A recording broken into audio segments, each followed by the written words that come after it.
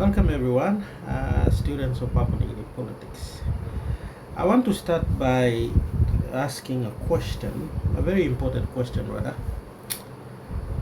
If a member of parliament was involved allegedly in allegation of misconduct in office or corruption allegations, should he resign in the event of these allegations to allow due processes, or should he remain in office and challenge this in courts?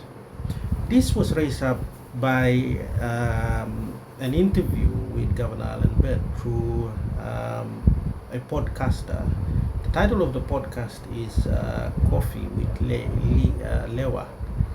And I'll play the introduction to at least give context to what I'm trying to talk about in this video.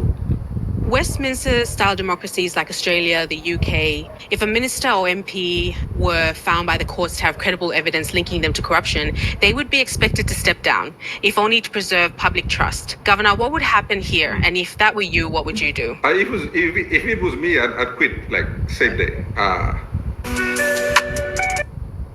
Okay, so this was raised, and I believe most of the students here, students of Papua New Guinea politics, and even wider audience would ask the question, why would a Papua New Guinean MP not stepping down? Now, to understand this in the political science perspective, so this political science study is about studying, analyzing the transaction of power. So power is our bread and butter. We study the flow of power, where power is situated, the actors of power. And in this case here, why is Papua New Guinea different?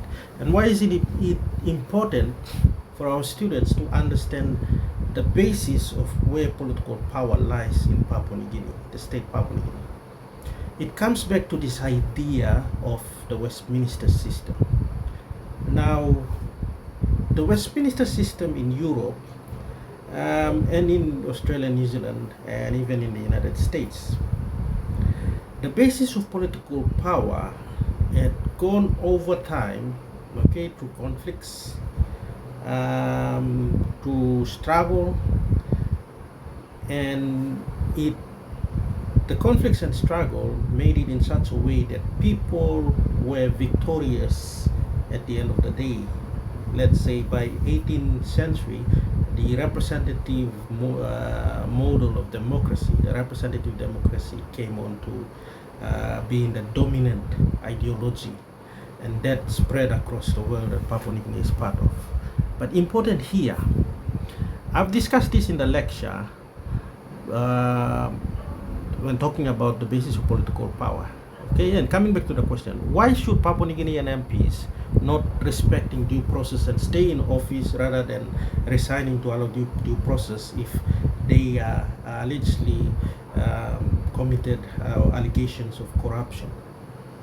Now, debate of representative democracy in Europe, and you can see there, I have on the base, on the top here, the triangle. So the representative democracy in most of Western countries, the political power lies with the people, and that is the model of representative democracy. The basis of power should be with the people.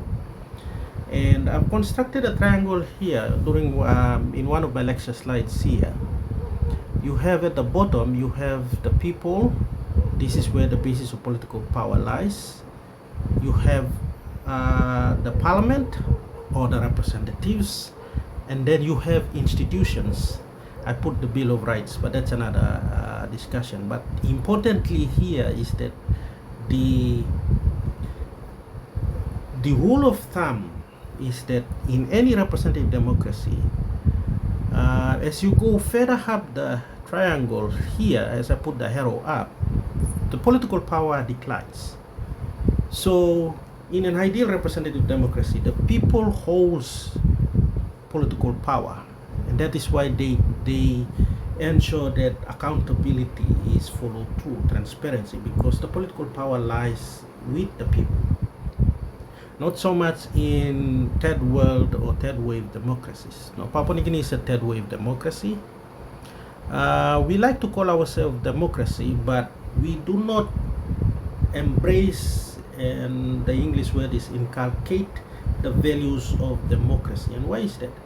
Because representative was not part of our struggle, our culture as in Western civilization.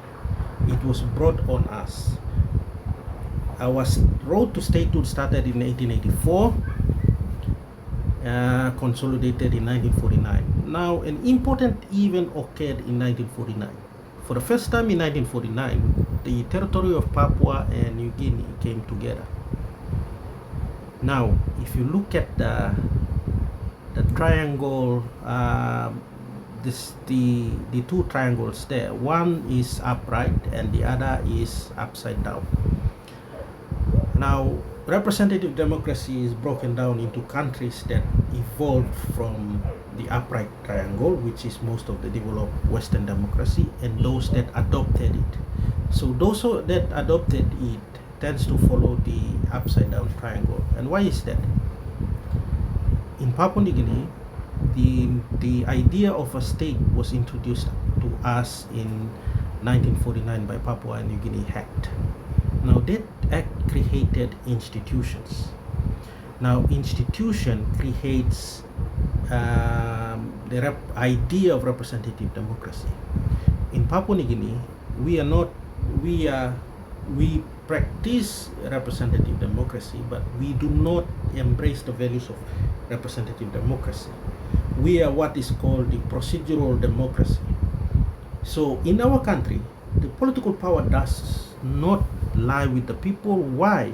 Because the basis of political power in our country was introduced to us first through the institutions. Now, if you look at it, coming back to the question, why are MPs not stepping aside if there is allegation of power? The MPs know that the basis of political power does not lie with the people. It lies with the institutions. Who are the institution? The court is an example of an institution. Why should the MPs respect the people when the basis of political power in our country is not residing with the people? Now, if you look at the upside down triangle, at the bottom here, you have the institutions. Institutions, as you go up, the political power declines as you go up. That is the rule of the thumb. So, in Papua New Guinea, institutions are very much also the basis of political power. And then you have the parliament, and then you have the people. Now, every elections, we only fulfill the process of a representative democracy. That is why we go for election, not because we value democracy or the idea of representative democracy, because we need to fulfill the processes, the institutions, to tick the checkbox of representative democracy. That is why the basis of political power lies with the institutions. So your members of parliament will not respect you because you do not hold the basis, or you do not have the political power with you. It is the institution. So they will not respect the people by resigning, as in developed democracies. They will go and seek clearance in the court. And that is why the question comes up, and if you understand this, you will know how the MPs behave. Now, in regards to that, there are certain leaders who have very strong principles, moral and governance, and that is one of them. There are very few leaders who respect the office, but not the majority. Majority operates on the notion that they know that political power, the basis of political power, lies with the institution. Now, how do you change that? Simple. You go back to the institution. When you want to change the basis of political power, to flip the triangle upside down, you go back to the institution. You do not change the system. You change the existing structure within the system. How do you do that?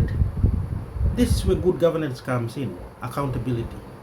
In election time, you do not vote for personalities of the leader. You vote for credible leaders like Alan Beda. or governor of VCP. That is one way of changing institution. When you see a leader that is not doing the right thing, you go and report the leader. He needs to be accountable of his act. So the basis of political power is an important concept in understanding how our members of parliament behave. And if we want to change that, importantly is that we go back to the founding, we go back to the institutions which founded the independent state of Papua New Guinea. So that is something that I thought of, that most of our students of politics needs to know this idea of where the basis of political power lies in understanding most of the issues that we have facing here. Now, and before I go on, and this is important because we are seeing the translation of the executive power in the government, and why any attempt to change laws on the floor of parliament is an intent or statement of power. So very careful, we have to think about it, but probably I'll talk about that in the next video. But I just want to bring that forward, that important that our students of politics needs to know that the basis of political power in our country lies with the institution. And our country is what is called a procedural democracy. Why? Because we follow process institutions more often than we value the good morals of a representative democracy. But anyways, thanks for watching, and please, students of politics, if you please read about these things here, and be mindful of where the basis of political power lies when looking at political debates and political discussions and the behavior of our MPs. Thank you.